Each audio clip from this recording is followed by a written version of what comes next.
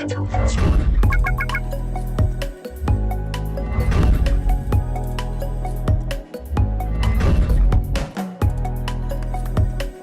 मी Sandeep Kale. Success password या साम सकाळ आणि सरकार नामाच्या खास कार्यक्रमात आपलं मनापासून स्वागत करतो. गेल्या अनेक दिवसापासून आपण या कार्यक्रमाला खूप चांगला प्रतिसाद देत आहे. महाराष्ट्रभरामधनं, भारतभरामधनं या कार्यक्रमाला घेऊन मला खूप छान रिस्पॉन्स मिळतो, याचा मला आनंद होतोय. मी दर शनिवारी अशा एका मान्यवरांना आपल्या भेटीसाठी आणतोय, ज्यांनी या समाजासाठी, लोकांचे आशीर्वाद घेण्यासाठी काहीतरी वेगळं काम केलंय आणि त्या कामांमधनं त्याचा इतिहास झालेला आहे. आत्ता मी मरीन ड्राईव्हला आहे, मुंबईला, आणि मुंबईच्या या समुद्रावर एक नितीन नजर टाका. किती छान सकाळचं दृश्य आहे, तुम्हाला पाहायला मिळेल. म्हणजे तिकडं राजभवनपासून ते इकडं शेवटच्या टोकापर्यंत काहीही दिसत नाही, इतकं छान धुकं पडलं आणि खूप छान परिसर आपल्याला बघायला मिळतो. तुम्हाला येणाऱ्या जाणाऱ्याची गर्दी, सकाळी सकाळी फ्रेश फिरणाऱ्यांची गर्दी या ठिकाणी बघायला मिळणार आहे. पण मी तुम्हाला सक्सेस पासवर्ड या कार्यक्रमाच्या माध्यमातून एक वेगळी मेजवानी आज या कार्यक्रमाच्या निमित्ताने देणार आहे. खरं तर अनेक माणसं आहेत ज्यांनी या समाजासाठी काहीतरी केलेलं आहे, ज्यांनी या समाजासाठी त्याचं वेगळेपण दाखवलेलं आहे. त्या व्यक्तीला मी आपल्यासोबत भेटवणार आहे. इकडच्या साईडला आपण बघितलं तर बोटी नेमक्याच आता लागलेल्या आहेत आणि बोटी बाहेर समुद्रामध्ये जाताना आपल्याला भेटतात. इकडल्या बाजूला तुम्ही बघितला तर झेंडे निशाण लावलेले आहेत आणि त्या निशाणच्या माध्यमातून एक खूण दाखवलेली आहे. जसं आपण म्हणतो की माणुसकीच्या वेगवेगळ्या खुणा असतात, तशी ती त्या नावाड्यासाठी त्या समुद्रामधली खूण आहे, खूणगाठ आहे.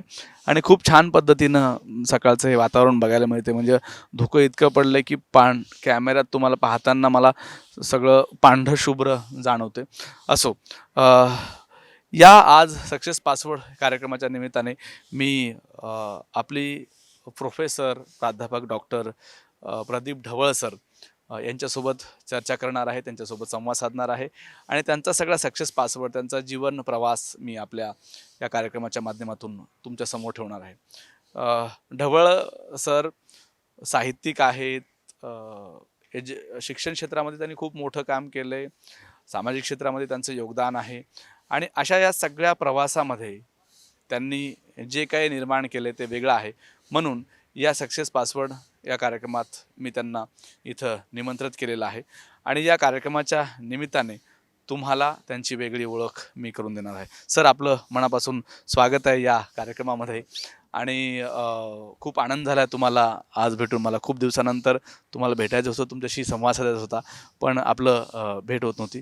सर, मी सुरुवात करतो आपल्या या सगळ्या प्रवासाला, तुमच्या एकूण सगळ्या जर्नीला.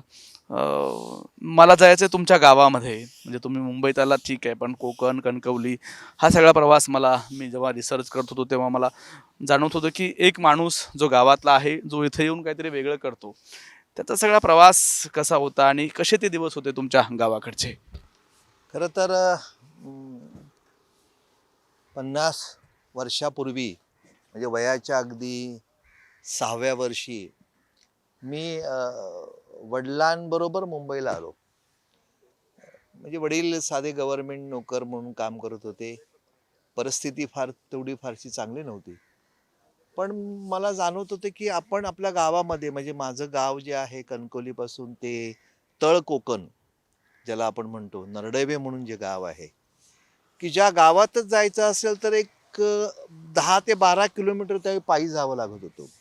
कुठल्याही प्रकारची प्रवास व्यवस्था नाही, एसटी नाही.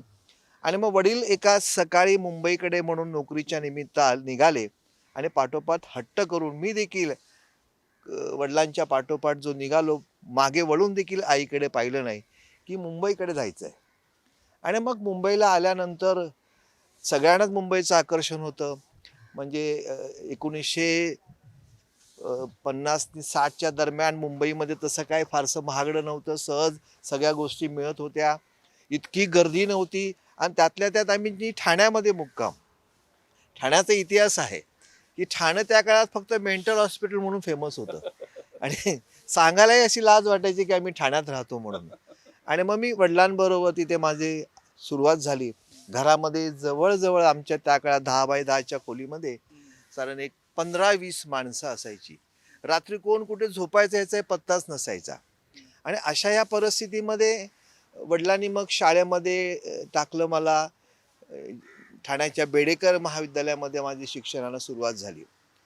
आणि हे सगळं शिक्षण घेत असताना, मराठी माध्यमातनं शिक्षण घेत असताना, प्रामुख्याने मी माझ्या शाळेला मनापासून त्याचं कौतुक करीन आणि आमचे त्या काळचे प्राचार्य चिटणीस सरांचे मनापासून आभार मानेन, की त्या लहान वयामध्ये आमच्या शाळेमधनं वेगवेगळ्या प्रकारचे साहित्यिक येत गेले. म्हणजे साहित्यिकांना बघण्याची एक मेजवानी त्यावेळी आम्हाला मिळाली. म्हणजे मुळात त्या वयामध्ये ते संस्कार देखील नव्हते. साहित्यिक बघावे, ते कसे असतात मोठे-मोठे. म्हणजे आज मी साहित्य क्षेत्रामध्ये काम करत असताना प्रामुख्याने मला आज जाणवतं, की मला ते संस्कार उपयोगाचे ठरले. ज्याप्रमाणे शेतकरी शेतामध्ये बी टाकतो आणि मग निघून जातो. त्या बियाचं रूपांतर मग त्याला मोड येणं किंवा पीक येणं वगैरे होतं. त्याप्रमाणे ते ते जे काही संस्कार झाले त्याचा खूपच आयुष्यामध्ये उपयोग झाला असं मला आज प्रामुख्याने या या व्यासपीठावरनं सांगावसं वाटतं. तर मला तुमच्या गावात जायचं आहे. कसं गाव होतं, कसं त्याचं कल्चर होतं, कशी त्याचं ठेवण होती, कसं संस्कृती होती आणि मग त्यातून काय जाणवायचं की बाबा आपला गाव बरा किंवा तिथलं कल्चर बरं, तिथलं संस्कार बरे, कसं सगळं ते वातावरण होतं? मुळात कोकण म्हणजे मालवणी आणि मालवणी भाषा ज्या मच्छिंद्र कांबळेंनी जागतिक दर्जा या भाषेला दिला. सुरुवात व्हायची शिव्यापासून. म्हणजे मालवणीमध्ये कुठलंही वाक्य असेल आणि त्याच्यामध्ये शिवी नसेल तर ते वाक्य पूर्ण होत नव्हतं. आणि घरामध्ये खूप माणसं, म्हणजे आजही माझं गाव जर म्हटलं तुम्ही, तर माझ्या गावामध्ये इतकं मोठी कुटुंब आहेत आमच्या. म्हणजे त्या घरामध्ये 100-100, 150-150 माणसं आणि तेवढीच जनावरं, तेवढीच माणसं आणि एक वेगळं असं वातावरण होतं. आजही ते जुने दिवस लाल मातीमध्ये आठवले. आणि म्हणून मी आज तिथे स्वतःचं फार्म हाऊस देखील बांधलेलं आहे. तिथे एक स्वप्न होतं वडिलांचं, की शेवटी गावाला विसरून नाही चालणं. या कोविडच्या काळामध्ये प्रामुख्याने आमच्या कोकणी माणसांना लक्षामध्ये आले, की ज्याने कोकणाकडे दुर्लक्षच केलं होतं, घरही नव्हती. पण या 20 महिन्यामध्ये जाणवलं, की कोकणामध्ये आपलं स्वतःचं घर असलं पाहिजे, की याचं किती महत्त्व आहे, हे या कोविडच्या काळामध्ये लक्षामध्ये आलं. आणि त्या कोकणात तसं 6 वर्षाचा असतानाच मी होतो. 6 वर्षानंतर जो काही मुंबईला आलो, तो काय फार परत कोकणामध्ये गेलो नाही शिक्षणामुळे वेगवेगळ्या प्रकारचं. आणि छान वातावरण कोकणामध्ये आमच्या ते दशावतार, हे सगळे वेगवेगळ्या प्रकारचे खेळ, गणपती उत्सव असेल किंवा शिमगा फार महत्त्वाचा समजला जातो. म्हणजे ह्या सगळ्या जे काही सण आहेत, ते खरे एन्जॉय करायचे असेल तर कोकणात. आज आज खूप कोकणामध्ये पर्यटक यायला लागलेले आहेत, वेगवेगळ्या प्रकारच्या. मालवण बंदर असेल आमचं किंवा आमचं वेंगुर्ला असेल, देवगड असेल, या सगळ्याच ठिकाणी इतक्या मोठ्या प्रमाणे सगळे पर्यटक यायला लागलेले आहेत, की आज अभिमान वाटतोय मला. आणि तळ कोकण निसर्गाने जो काही निर्माण केला आहे, ती जी काही ऊर्जा आजही मिळते. म्हणजे मी ज्यावेळी कादंबरी लिहितो, नाटक लिहितो, त्यावेळी मला तिथून ऊर्जा मिळते. मुंबईमध्ये प्रचंड थकवा हा येत असतो. पण जर मला खऱ्या अर्थाने व्हिटॅमिन जर कुठे मिळत असेल, तर ती माझ्या मातीमध्ये मिळते, माझ्या कोकणाच्या मातीमध्ये मिळते. अ, मला अजून एक प्रश्न तुम्हाला याला घेऊन विचारायचा आहे, की अ, गावातून जेव्हा आपण मुंबईमध्ये येतो, मुंबईत आपल्याला काहीतरी करायचं असतं, काहीतरी वेगळं निर्माण करायचं असतं. एक गावातल्या मुलाला जरा घाबरल्यासारखं होत नाही का? की बाबा मुंबई आहे, माणसं मोठी, इमारती मोठ्या, आपलं गाव छोटं, माणसं छोटी, विचार छोटे, स्वप्न छोटे. तर याची सुरुवात कशी होते? मी हा प्रश्न तुम्हाला यासाठी विचारतो, की मुंबईमध्ये येणारा तो प्रत्येक माणूस, मुंबई म्हणलं की गावातला माणूस घाबरतो, अशी परिस्थिती आहे. विशेषतः आता युवकांचं, की इथं स्वप्न पूर्ण करू शकतो आपण, इथं 20 वर्ष आपण पुढे जाऊ शकतो. पण परिस्थिती अशी आहे की मुलं, माणसं, नवीन मुलं, तरुण मुलं मुंबईला यायला घाबरतात. त्यावेळेसची परिस्थिती कशी होती? खरं सांगू का, की ठाणं आणि कोकण हे काय फारसं काय वेगळं नव्हतं. म्हणजे तुम्ही ठाण्याचा जर विचार केला तर कोकणाचाच फॉर्म होता. आणि 30-35 वर्षापूर्वी स्वप्न बघणं हे काय फारसं, म्हणजे मला तरी आठवत नाही की आपण काही खूप स्वप्न बघितली होती वगैरे. पण शिकलं पाहिजे, शिक्षण पूर्ण केलं पाहिजे. कारण कोकणामध्ये मुळात टॅलेंट खूप. अनेक मंडळी कोकणाने या महाराष्ट्राला दिले, आपणही जाणता. पण हे करत असताना आई माझ्या जवळ नव्हती. आई कोकणामध्ये होती. 3 भावंड कोकणात. आईचं वेड होतंच, की आज आई नाही आहे आपल्याबरोबर. आणि मग घरामध्ये इतकी सगळी माणसं आणि त्यातनं आपल्याला अभ्यास करायचा वगैरे, हे तसे फारसे काही संस्कार नव्हते. अगदी बिनधास्त आयुष्य जगत होतो. वडिलांचा आई नसल्यामुळे वडील काही मारायचे नाहीत, प्रेम करायचं वगैरे. प्रामुख्याने मला तुम्हाला इथे असं सांगावसं वाटेल, की अप टू 10वी पर्यंत आपण काहीतरी शिक्षक व्हावं, प्राध्यापक व्हावं, लेखक व्हावं, नाटककार व्हावं, संस्थापक व्हावं असं कुठलंही स्वप्न नव्हतं. माझ्या आयुष्यातला सगळ्यात महत्त्वाचा घडलेला टर्निंग पॉईंट तुम्हाला सांगतो. मी 10वीला खूपच कमी मार्क मिळाले. किती जेमतेम 41-42% म्हणजे मार्क आपण असतील. सारख्याच रेंजमधले आहोत. जेमतेम. आणि इंग्रजी हा विषय तसा कठीण होता, काठावरचा. काठावरचा विषय. तिथे 35 मार्क मिळून पास झालो. पण माझा मामा जे होते दिनेश राजाराम परुळेकर, हा एक चांगला इंडस्ट्रियलिस्ट मुंबईमध्ये होता आणि त्याला एकच मुलगा. मग आई म्हणाले ह्याचं काही शिक्षण बाबा काय होईल असं मला वाटत नाही. तर मामा मला आता थांबव त्याचं शिक्षण. त्याला तू आता माझ्या बाजूला माझ्यावर जबाबदारी दे. आणि मग मामाने मला त्याच्या फॅक्टरीमध्ये, दादरच्या फॅक्टरीमध्ये आणलं. ही सुरुवात झाली. हे माझ्या आयुष्याचा तो टर्निंग पॉईंट आहे. आणि मग आता मामा त्या काळात गाड्या स्वतःच्या, स्वतःचे ड्रायव्हर, ऐशाराम हे सगळं बघितलेलं होतं. म्हणजे मुळात आकर्षण चित्रपटाचं होतंच. आमचे त्या काळातले धर्मेंद्र असतील, शत्रुघ्न सिन्हा असेल, हे राजेश खन्ना, हे सगळे सगळे आमचे त्या काळचे आयडॉल. आणि त्या सगळ्यामध्ये कुठेतरी आपण मुंबईशी connect हां, असं मुंबईशी कनेक्ट होत गेलो. मग मामाच्या फॅक्टरीमध्ये गेलो. मामाच्या फॅक्टरीमध्ये मी नोकरीनिमित्त, नोकरी म्हणण्यापेक्षा सेट ना, मामाचा भाचा म्हणजे सेट. आणि मग एक प्रसंग तुम्हाला सांगतो, की जो माझ्या आयुष्यामध्ये आजही मला प्रेरणा देतो तो प्रसंग. ती घडली ती घटना फार महत्त्वाची होती. अर्धसत्य नावाचा चित्रपट आला होता, आपल्याला माहिती असेल. या अर्धसत्य चित्रपटाचे दिग्दर्शक रामानंद शेट्टी आणि शिवानंद शेट्टी हे देखील आमच्याच फॅक्टरीच्या बाजूला त्यांची फॅक्टरी. आणि ते मला मानायचे. 2 वर्ष जवळजवळ मी 10वी नंतर तेच काम केलं. आणि त्यांच्या असं लक्षामध्ये म्हणजे असा एक प्रसंग घडला, की आमच्या फॅक्टरीमध्ये लता नावाची एक मॅनेजर होती. मामा कोर्टानिमित्त कोर्टात गेला होता. आणि नेमका तिच्या गावातनं तार आलं. बरं, कोकणातनं तार आली की समजायचं काहीतरी माणूस झालं. हा प्रकार त्यावेळी होता. तार आल्यानंतर माझ्याकडे आले तर मामा नाही.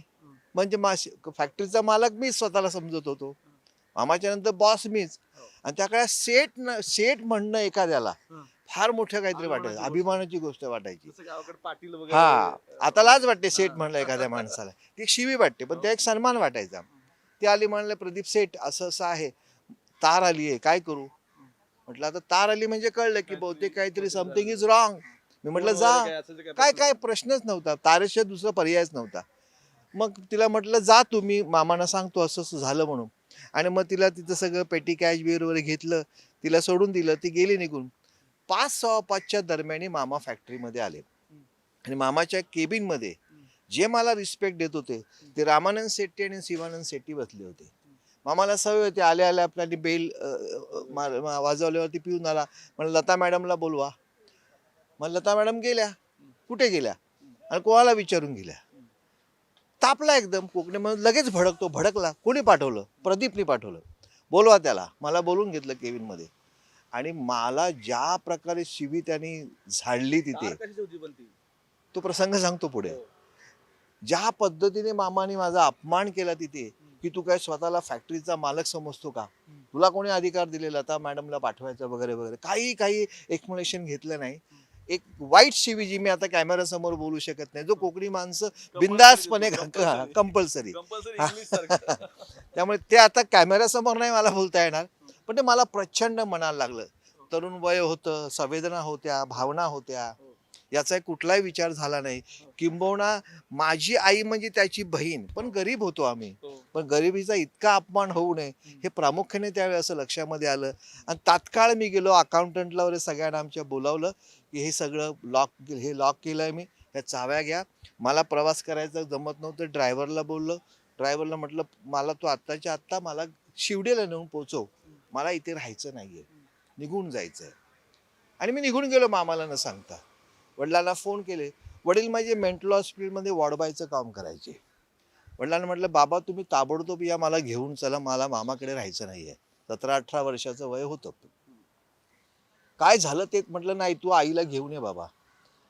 आणि मग तेवढ्यात मला वाटतं लता परत फॅक्टरीमध्ये आली. दुसरी पाठोपाठ तार आली होती, की ज्याच्यामध्ये तिची आई एक्सपायर झाली अशा प्रकारची तार होती. आता ही घटना मामाच्या लक्षात आली, की आपल्याकडनं चूक केली. त्यांनी शोधाशोध केली, प्रदीप कुठे आहे? मी त्यावेळी नव्हतो जागेवर, निघून गेलो होतो. त्याच्या लक्षात आली, रोज 10 वाजता घरी येणार, त्या दिवशी 8 वाजता घरी आला.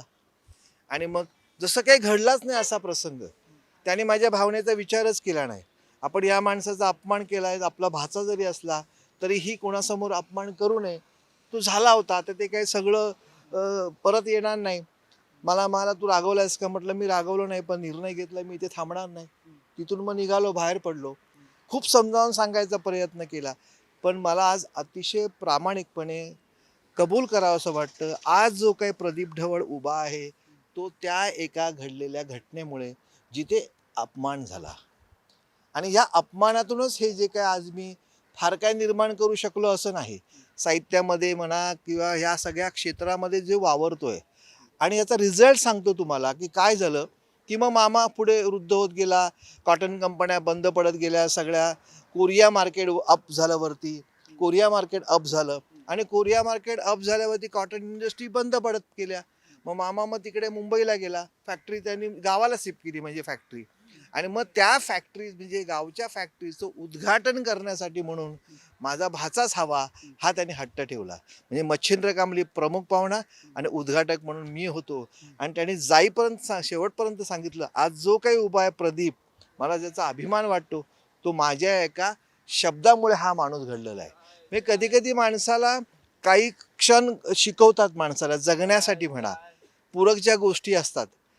अलीकडच्या काळामध्ये एखादा आपल्या मुलाला किंवा मुलीला पटकन बोललं की ते रागवतात, आत्महत्याही करतात. पण चांगल्यासाठी असतं हे केव्हा कळतं आपल्या लक्षामध्ये येतं, की ज्यावेळी आपण या सगळ्यातनं प्रोसेसमधनं पुढे जात असतो त्यावेळीच. सर मला दुसऱ्या एका प्रश्नाकडे अजून तुमचं लक्ष वेधायचं आहे. तुमचा आणि साहित्याचा एवढा संबंध कसं काय आला? कारण तुम्ही इतकी नाटकं लिहिली, तुम्ही इतकी पुस्तकं लिहिली.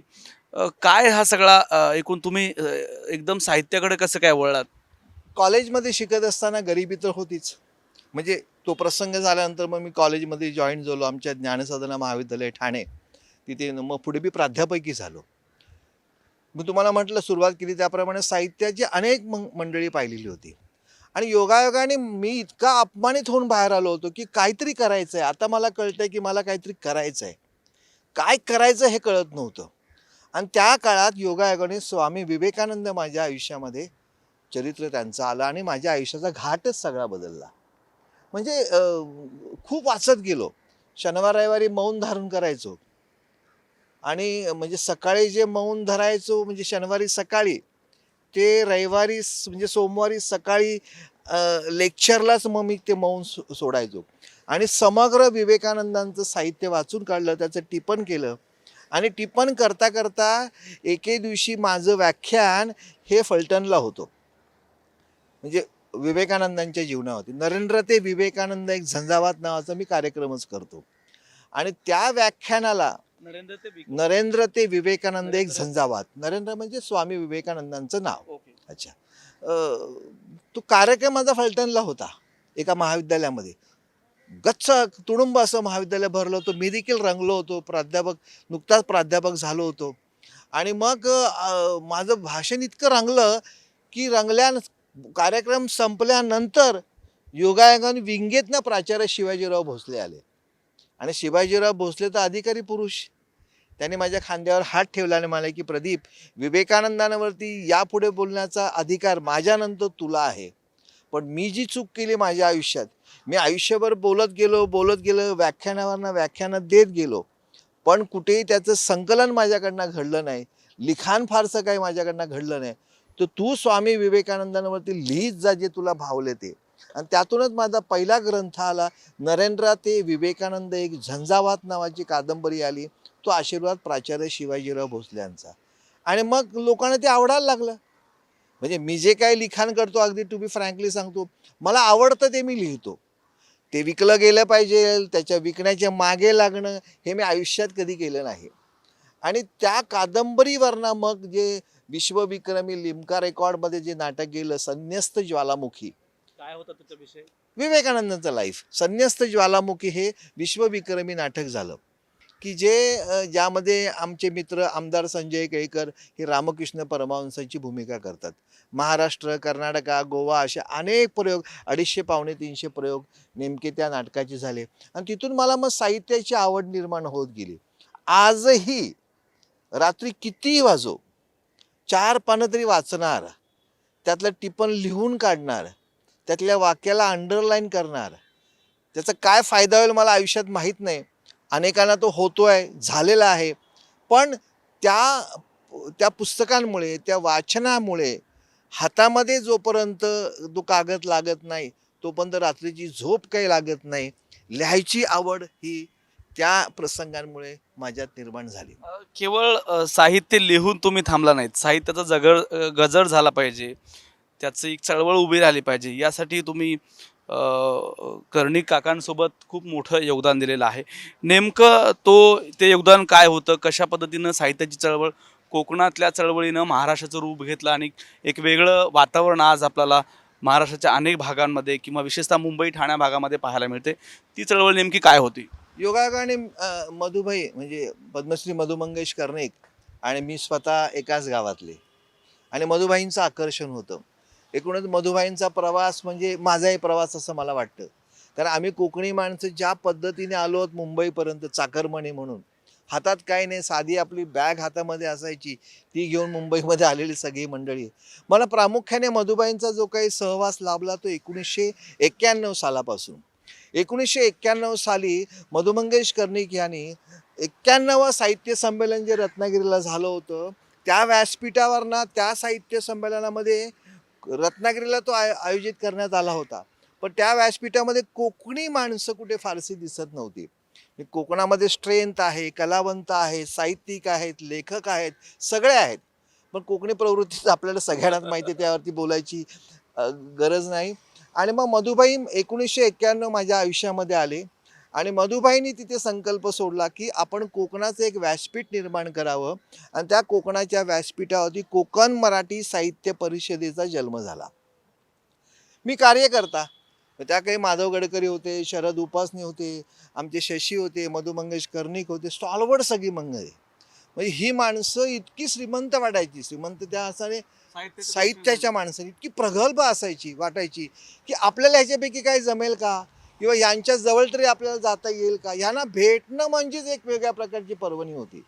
ज्या महाविद्यालयामध्ये मी प्राध्यापक म्हणून काम करत होतो, त्या महाविद्यालयामध्ये आम्ही एक व्याख्यानमाला सुरू केली होती, गुरुवर्य सवी कुलकर्णी व्याख्यानमाला. आणि आमच्या संस्थेचे अध्यक्ष सतीश प्रधान हे नेहमीच माझं कौतुक करायचे.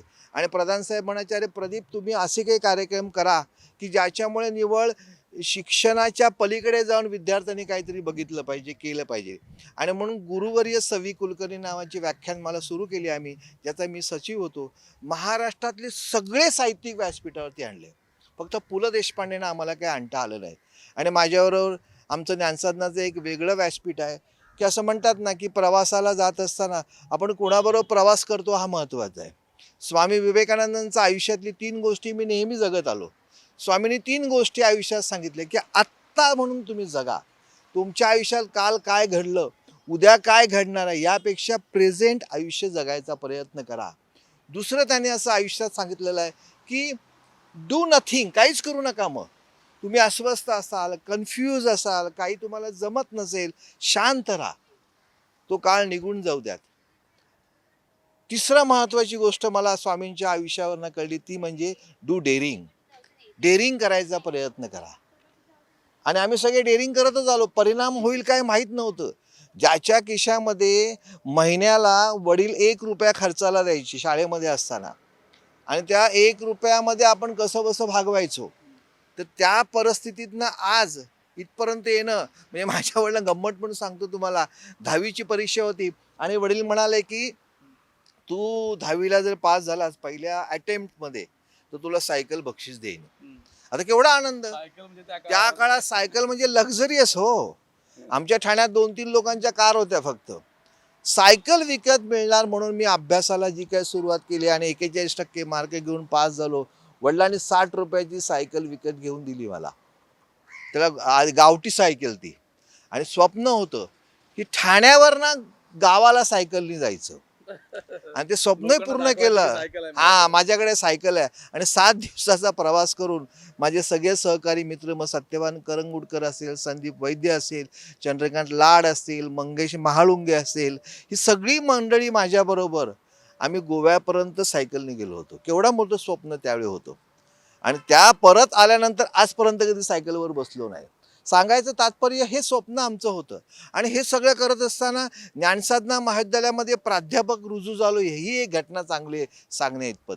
तोपर्यंत मी वड्याचा व्यवसाय, सकाळी दूध टाकायचो, पेपर टाकायचो, फटाके विकायचो. लग्न ज्यावेळी झालं त्यावेळी माझी बायको ब्लॉकमध्ये राहायची, मी चाळीत राहायचो. आता चाळीची संस्कृती वेगळी, ब्लॉकची संस्कृती वेगळी. म्हणजे लग्न जमलं, त्या सासू माझ्या घरी आली आणि म्हणाले की लग्न होणार नाही कारण तू चाळीत राहतोयस. अशा या परिस्थितीत करायचं काय? मग अशा वेळी काय घडलं की एक प्रसंग असा घडला माझ्या आयुष्यामध्ये की आपल्याला काहीतरी केलं पाहिजे म्हणून मग उद्योग सुरू केला. मग पुस्तकं विकणं, बुक स्टॉल सुरू केला, ट्रान्सपोर्टचा व्यवसाय सुरू केला आणि कन्स्ट्रक्शन व्यवसायापर्यंत जाऊन पोहोचलो. आणि कन्स्ट्रक्शनला मी बऱ्यापैकी स्थिरावलो, पैसा यायला लागला खिशामध्ये. पण मन काही रमत नव्हतं. कारण मामाकडे असताना आम्हा पैसा पाहिला होता. पैशाचं महत्त्व मला त्यावेळी वाटत नव्हतं आणि आताही फारसं वाटत नाही.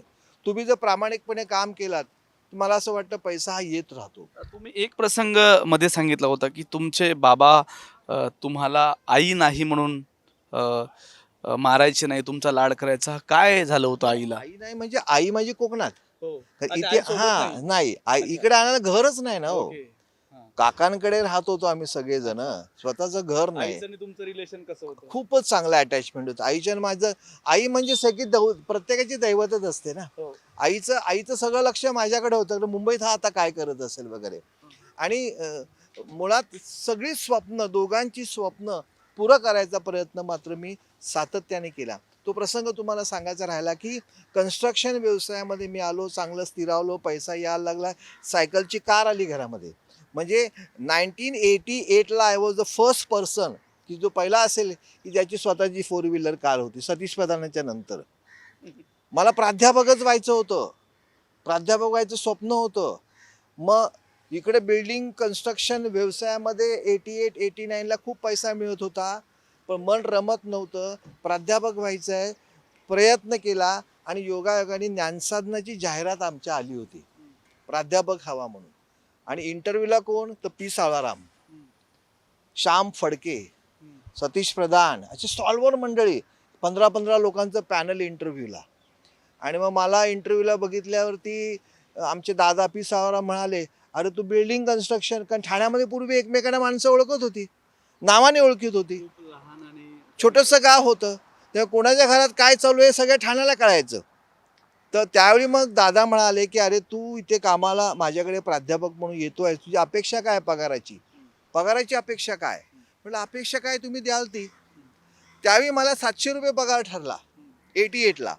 म्हणजे माझ्या ड्रायव्हरला पगार 1200 होता आणि मला पगार 700 रुपये. पण माझ्या दृष्टीने तो 700 रुपये महत्त्वाचा का? तर मला हवाय तो जॉब मला मिळाला होता. आणि 32 वर्ष महाविद्यालयामध्ये प्राध्यापक म्हणून एकही दिवस वेळ न चुकवता, म्हणजे माझं 12चं लेक्चर असेल तर 11:55 मी दारात उभा असायचो. तुम्ही कोकणामधून इकडं आलात महाराष्ट्रामध्ये, सॉरी मुंबईमध्ये. तर त्याच्यानंतर तुम्ही किती मुलं आणली? रोजगाराच्या दृष्टीने तुम्ही काय पावलं उचलली?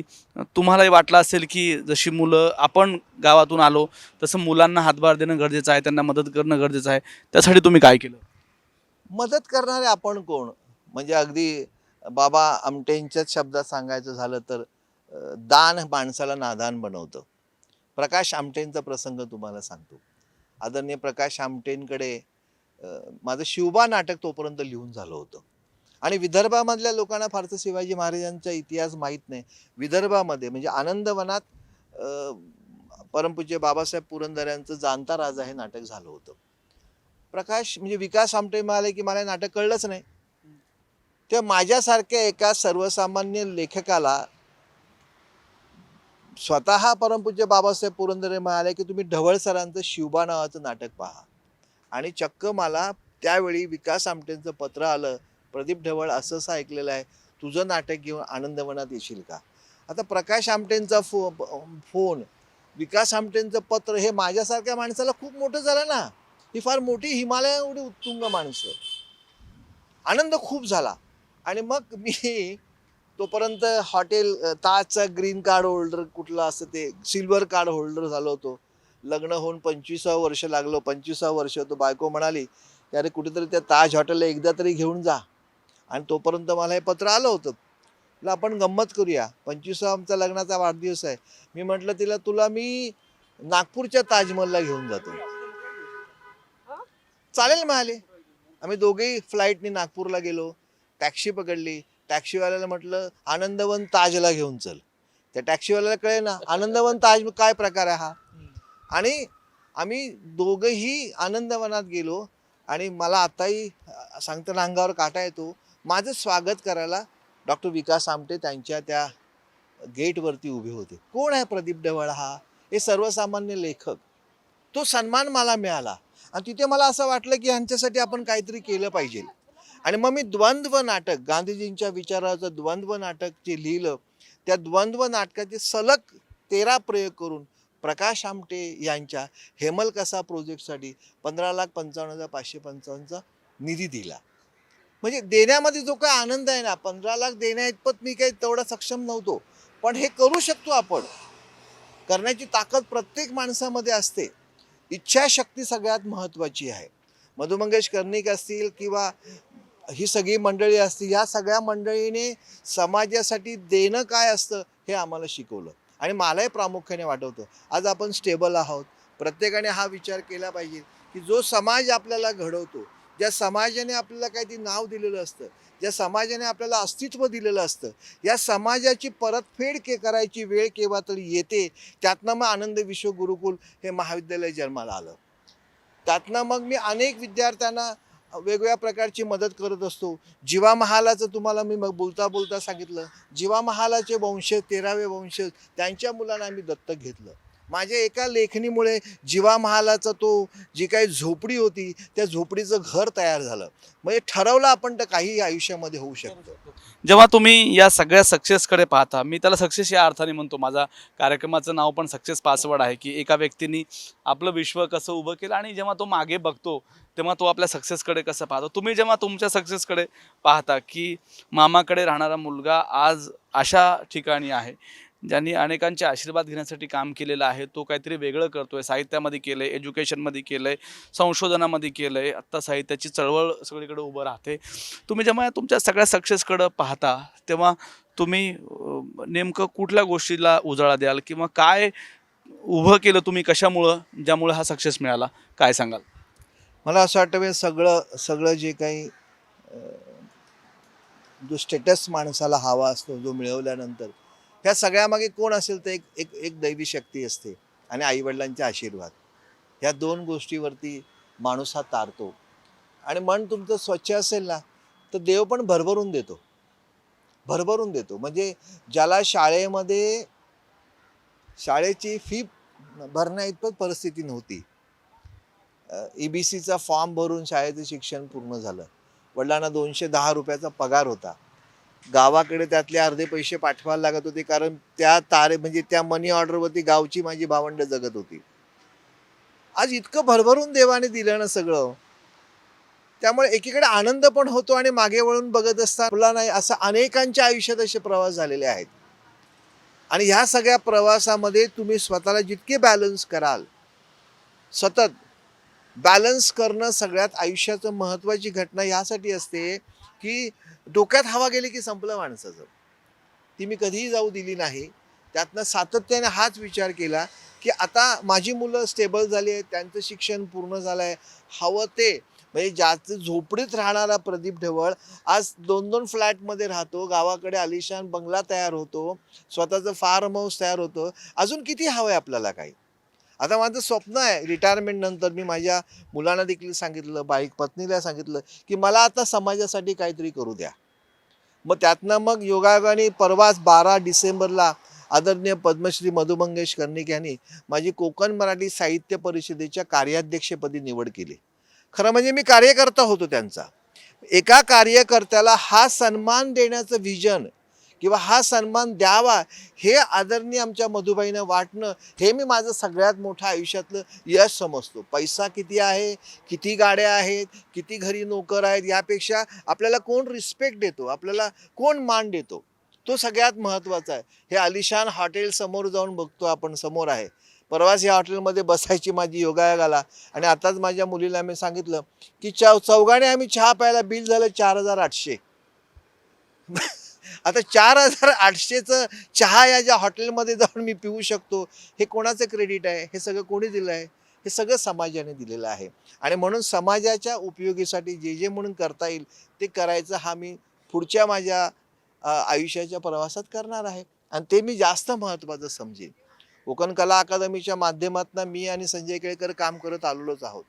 पण आनंद विश्व गुरुकुल एक महाविद्यालय जे मी आज ठाण्यामध्ये सुरू केलं 2008 साली, ते माझे मित्र आणि ह्या महाराष्ट्र राज्याचे कॅबिनेट मंत्री आदरणीय एकनाथ शिंदे साहेब यांनी माझ्यावर विश्वास ठेवला.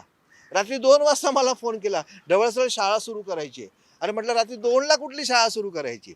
पण आज ठाण्यामध्ये एक सन्मानाने 4,500-5 हजार विद्यार्थी महाविद्यालयामध्ये शिकत आहेत. कोणाला तरी असं वाटतं ना की आपण विश्वासाने या माणसावर काम करावं, म्हणून तो विश्वासाला तडा जाऊ देऊ नये असं मला सातत्याने वाटतं. ढवळ सरांचा हा सगळा प्रवास जेव्हा आपण पाहतो तेव्हा एक गोष्ट प्रामुख्याने लक्षामध्ये येते की आपण ठरवलं तर काहीही निर्माण करू शकतो. त्या निर्माण करणाऱ्याला एक वेगळा अर्थ असतो.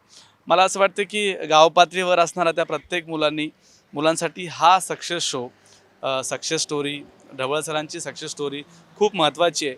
कुठंतरी कणकवलीमध्ये एका खेडेगावात जन्मलेला मुलगा जेव्हा मुंबईत येतो, इथं संशोधन करतो, शाळा कॉलेज सुरू करतो, साहित्याच्या वेगवेगळ्या चळवळीमध्ये सहभागी होतो आणि वेगळं काहीतरी निर्माण करतो, लोकांचे आशीर्वाद घेण्यासाठी काम करतो. मला असं वाटतं की हा सक्सेस वेगळा आहे. जेव्हा त्यांच्या आईची आठवण काढली तेव्हा त्यांना भरून आलं होतं. त्याचं कारण प्रत्येकाचा एक कप्पा असतो, आठवणीतला कप्पा असतो, एक भावनिक कप्पा असतो आणि त्या आठवणीलाही त्यांनी या निमित्ताने उजाळा दिलेला आहे. सर, आपलं मनापासून आभार व्यक्त करतो. खूप छान पद्धतीनं आपण आम्हाला वेळ दिला आणि आपला सक्सेस या निमित्ताने जाणून घेतला. मला आशा आहे की तुम्हालाही हा कार्यक्रम नक्की आवडला असेल आणि येत्या शनिवारी मी तुम्हाला अशाच एका वेगळ्या मान्यवरांसोबत या सक्सेस पासवर्ड कार्यक्रमामध्ये सहभाग करून घेणार आहे. आज इथं थांबतो. माझा सहकारी नितीन खरासह ही सुंदर मुलाखत आपल्यापर्यंत नितीनने पोहोचवली आहे. नितीनचे आभार मानतो आणि या कार्यक्रमामध्ये आज इथंच थांबतोय. धन्यवाद.